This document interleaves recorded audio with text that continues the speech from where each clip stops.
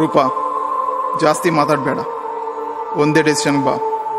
ನಿನ್ನ ಜೀವನದಲ್ಲಿ ನಾವಂದರೆ ಏನಂತ ಏನು? ನಿಮ್ಮಮ್ಮ ಅಪ್ಪ ಇರಬೇಕು, ಇಲ್ಲ ಅವನ್ಯಾರೋ ಇರಬೇಕು. ನಿನ್ನ ಡೆಸಿಷನ್ಗೋಸ್ಕರ ನಾಳೆವರೆಗೂ ವೆಯ್ಟ್ ಮಾಡ್ತಾ ಇರ್ತೀವಿ.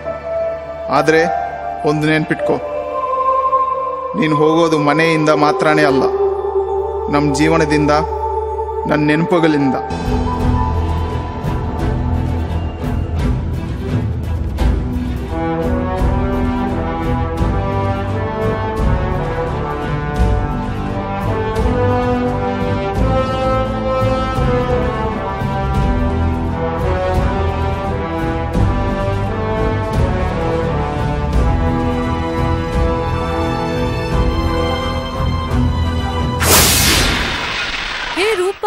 ನೀನ್ ಇಲ್ಲಿದ್ಯಾ?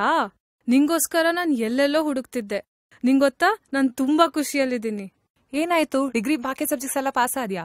ಹೇ ಇಲ್ವೇ, ಮದ್ವೆ ಫಿಕ್ಸ್ ಆಗಿದೆ. ನೆಕ್ಸ್ಟ್ ವೀಕೆ ಎಂಗೇಜ್ಮೆಂಟ್ ಅಂಡ್ ಮದ್ವೆ ಎರಡೂನು. ಅವ್ರಿಗೆ ತುಂಬಾ ಅರ್ಜೆಂಟ್ ಅಂತೆ. ಅವ್ರಿಗೆ ಅರ್ಜೆಂಟಾ? ನಿನ್ಗೆ ಅರ್ಜೆಂಟಾ? ಹೇಳ್ತಾ ಇದ್ದೆ ತಾನೆ, ಅಪ್ಪ ಹೇಳಿದ್ರು ಎಕ್ಸಾಮ್ಸ್ ಮುಗಿದ್ಮೇಲೆ ಮದ್ವೆ ಅಂತ. ಏನಿವಾಗ ಇಷ್ಟು ಬೇಗ? ಆದ್ರೆ ಅದ್ ಮುಗಿತಾನೆ ಇಲ್ವಲ್ಲ. ಪಾಸ್ ಆಗ್ಬೇಕಂತ ಹೇಳಿ ಎಲ್ಲಾ ಎಕ್ಸಾಮ್ ಅಲ್ಲೂ ಒಂದು ಎಕ್ಸ್ಟ್ರಾ ಲೈನ್ ಮೆನ್ಷನ್ ಮಾಡ್ತೀನಿ, ಆದ್ರೂ ಪಾಸ್ ಆಗ್ತಿಲ್ಲ. ಏನಾ line? Awaiting for marriage, just pass me ಅಂತ. ಕನಿಕರನೇ ಇಲ್ಲ ಈ ಮನುಷ್ಯರಿಗೆ. ಅದೆಲ್ಲ ಬಿಡು. ಅಪ್ಪ ಅಮ್ಮ ಆಮೇಲೆ ಬಂದು ಇನ್ವೈಟ್ ಮಾಡ್ತಾರೆ. ನನ್ನ ಫೋನಲ್ಲಿ ಚಾರ್ಜ್ ಇಲ್ಲ. ಫೋನ್ ಕೊಡ್ತೀಯಾ? ಆಂಟಿ ಅಂಕಲ್ನ ಇನ್ವೈಟ್ ಮಾಡ್ತೀನಿ. ಇವಾಗ ಬೇಡ ಕಣೆ, ಆಕ್ಚುಲಿ ಸ್ವಲ್ಪ ಜಗಳ ಆಗಿದೆ. ಏನೋ ಆಗಿದೆ ಮನೇಲಿ. ಒಂದ್ ನಿಮಿಷ. ಹಲೋ ಅಮ್ಮ.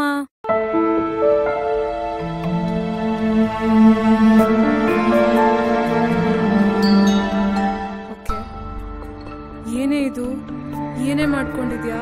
ನಾನು ಮ್ಯಾನೇಜ್ಮೆಂಟ್ ಸೀಟಲ್ಲಿ ಫೇಲ್ ಆದಾಗ್ಲೂ ನಮ್ಮಪ್ಪ ಇಷ್ಟೊಂದು ಬೈದಿರ್ಲಿಲ್ವಲ್ಲೇ.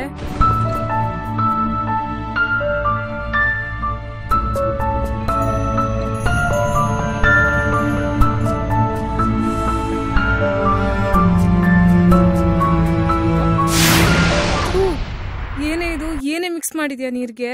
ಬರೀ ಗ್ಲೂಕೋಸ್ ಮತ್ತೆ ಶುಗರ್ ಅಷ್ಟೇ.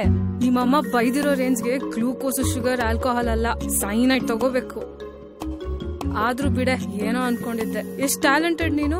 ಎಷ್ಟ್ ಚೆನ್ನಾಗಿ ಓಡೋಗ್ ಮದ್ವೆ ಆಗ್ತಿದ್ಯಾ. ನಾನ್ ನೋಡು ಅರೇಂಜ್ ಮ್ಯಾರೇಜ್ ಆಗ್ತಿದ್ದೀನಿ. ಈಗ ನೆಕ್ಸ್ಟ್ ಅವ್ರ ಮನೆ ಕರ್ಕೊಂಡ್ ಹೋಗ್ತಾರಂತ?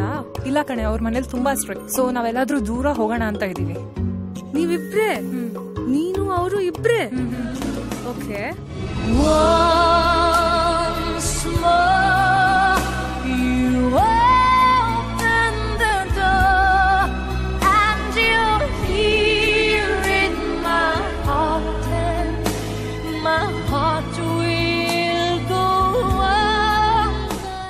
ಪ್ಲೀಸ್ ಪ್ಲೀಸ್ ಎಕ್ಸ್ಟೆಂಡ್ ಮಾಡ್ಕೊಳ್ಳೋಣ. ಏನಾಯ್ತೆ ನಿಂಗೆ? ಅಲ್ಲ, ನಿಮ್ಮನೇಲಿ ನೀನು ಅವರು ಇಬ್ರೆ, ಅತ್ತೆ ಮಾವ ಇಲ್ಲ, ಹೇಳೋರ್ ಕೇಳೋರಿಲ್ಲ. ನಿನ್ ಲೈಫ್ ಒಳ್ಳೆ ಟೈಟಾನಿಕ್ ಮೂವಿ ತರ ರೊಮ್ಯಾಂಟಿಕ್ ಆಗಿರುತ್ತೆ. ಹಾಗೆ ಟೈಟಾನಿಕ್ ಮೂವಿಯಲ್ಲಿ ಹೇಗೆ ಆಕ್ಸಿಡೆಂಟ್ ಆಗುತ್ತೋ ಫೈನಲಿ ಅದೇ ತರ ನಮ್ ಜೀವನದಲ್ಲೂ ಆಕ್ಸಿಡೆಂಟ್ ಆಗೋಗುತ್ತೆ. ನಿನ್ ತರ ಮದ್ವೆ ಆಗ್ಬೇಕಂದ್ರೆ ಎಷ್ಟು ಅದೃಷ್ಟ ಇರ್ಬೇಕು ಗೊತ್ತಾ ಮೀನಾ? ನಮ್ ಮದ್ವೆಲಿ ಯಾರು ಬರಲ್ಲ. ನಿಮ್ ಮದ್ವೆಲಿ ಅಮ್ಮ ಅಪ್ಪ ರಿಲೇಟಿವ್ಸ್ ಎಲ್ಲಾರು ಇರ್ತಾರೆ. ಅದೆಲ್ಲ ನನ್ ಫೇಟಲ್ಲಿ ಇರೋದೇ ಎಷ್ಟು. ಸುಮ್ನೆ ನನ್ನ ಕನ್ವಿನ್ಸ್ ಮಾಡಕ್ ನೋಡ್ಬೇಡ. ಎದುರುಗಡೆ ಎಲ್ರು ಹೀಗೆ ಹೇಳೋದು, ಫೇಟು, ಅದೃಷ್ಟ, ಮಿಸ್ ಮಾಡ್ಕೊಳ್ತೀನಿ ಅಂತ. ಒಳಗೆ ಎಷ್ಟು ಖುಷಿ ಇರುತ್ತೆ ಅಂತ ನಂಗೂ ಗೊತ್ತು. ಸುಮ್ನೆ ಇರು. ನಾನು ನಿಂಗೆ ಒಂದು ಎಕ್ಸಾಂಪಲ್ ಕೊಡ್ಲಾ? ನಿಂಗೆ ಸೈಬೀರಿಯನ್ ಬರ್ಡ್ಸ್ ಗೊತ್ತಾ? ಟೇಸ್ಟ್ ಮಾಡಿಲ್ವಲ್ಲ. ಸಾರಿ, ಕಂಟಿನ್ಯೂ. ಸೈಬೀರಿಯನ್ ಬರ್ಡ್ಸ್ ಆಸ್ಟ್ರೇಲಿಯಾದಿಂದ ವೀರಾಪುರ ಅಂತ ಒಂದು ಜಾಗಕ್ಕೆ ಬರುತ್ತೆ. ಅಲ್ಲಿದ್ದು ತುಂಬಾ ಎಂಜಾಯ್ ಮಾಡುತ್ತೆ. ಮತ್ತೆ ಅದ್ರ ಮಕ್ಕಳನ್ನೆಲ್ಲ ಕರ್ಕೊಂಡು ತಿರ್ಗಾ ಆಸ್ಟ್ರೇಲಿಯಾಕ್ಕೆ ಹೋಗುತ್ತೆ. ಅದೇ ತರ ನಾವು ನಮ್ಮೂರು ಎಲ್ಲೇ ಇದ್ರು, ನಮ್ ಜನ ಎಲ್ಲೇ ಹೋದ್ರು, ನಮ್ ಊರು, ನಮ್ ಭಾಷೆ, ನಮ್ ಕುಟುಂಬ ಅಂತ ಒಂದು ಭಾವನೆ ಇರುತ್ತೆ. ಅದು ನೇಚರ್ಸ್ ಗಿಫ್ಟ್. ಹುಡುಗನ ಅಪ್ಪ ಅಮ್ಮ ಇದ್ರೆ ನಾವದು ಭಾರ ಅಂತ ಅನ್ಕೋತೀವಿ, ಆದ್ರೆ ಅದು ಭಾಗ್ಯ. ಏನ್ ಯೋಚನೆ ಮಾಡ್ತಾ ಇದೀಯಾ? ಈ ಸ್ಟೋರಿಯಿಂದ ಏನ್ ಅರ್ಥ ಆಯ್ತು? ಅಲ್ಲ, ಆಸ್ಟ್ರೇಲಿಯಾಲಿರೋದು ಇಲ್ಲಿವರೆಗೂ ಯಾಕೆ ಬರ್ತವೆ ಹನಿಮೂನ್ಗೆ? ಯಾಕೆ ಅಲ್ಲಿ ಯಾವ್ದು ಲೊಕೇಶನ್ ಸಿಕ್ಕಿಲ್ವಂತ? ನನ್ಗೆ ಇವಾಗ ಅರ್ಥ ಆಗ್ತಿದೆ ನೀನ್ ಯಾಕೆ ಇನ್ನೂ ನಿನ್ ಡಿಗ್ರಿನ ಪಾಸ್ ಆಗಿಲ್ಲ ಅಂತ. ಥ್ಯಾಂಕ್ ಗಾಡ್, ನಿಂಗಾದ್ರೂ ಅರ್ಥ ಆಯ್ತಲ್ಲ. ನಾನಿನ್ನು ಫಸ್ಟ್ ಕ್ಲಾಸ್ ಅಲ್ಲಿ ಪಾಸ್ ಆಗ್ತೀನಿ, ಡಿಸ್ಟಿಂಕ್ಷನ್ ಅಲ್ಲಿ ಪಾಸ್ ಆಗ್ತೀನಿ ಅಂತ ಅಪ್ಪ ಇನ್ನು ಭ್ರಮೆಯಲ್ಲೇ ಇದ್ದಾರೆ. ಅದು ಭ್ರಮೆ ಅಲ್ಲ ಕಣೆ, ಅದ್ ನಮ್ಮ ಮೇಲೆ ಇರೋ ನಂಬಿಕೆ. ಅವ್ರ ಮಗಳು ಎಲ್ಲಾ ವಿಷಯದಲ್ಲೂ ಎಷ್ಟು ಗ್ರೇಟ್ ಅಂತ ಫೀಲ್ ಮಾಡ್ತಾರೆ ನಮ್ ಬಗ್ಗೆ. ಆದ್ರೆ ಈ ಮದುವೆ ವಿಷಯ ಬಂದ್ರೆ ನಮ್ನ ಮಕ್ಳು ಅಂತ ಹೇಳ್ಬಿಟ್ಟು ನಮ್ ಬಾಯಿ ಮುಚ್ಚಿಸ್ತಾರೆ.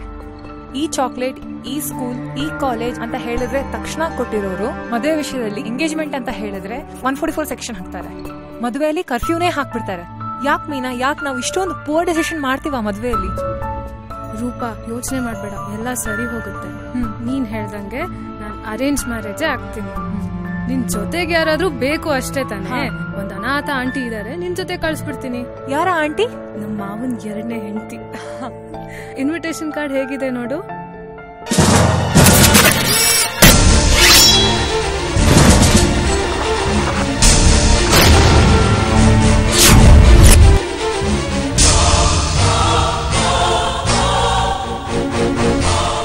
ಎಷ್ಟು ಮೋಸ ಮಾಡಿದ್ದಾರೆ.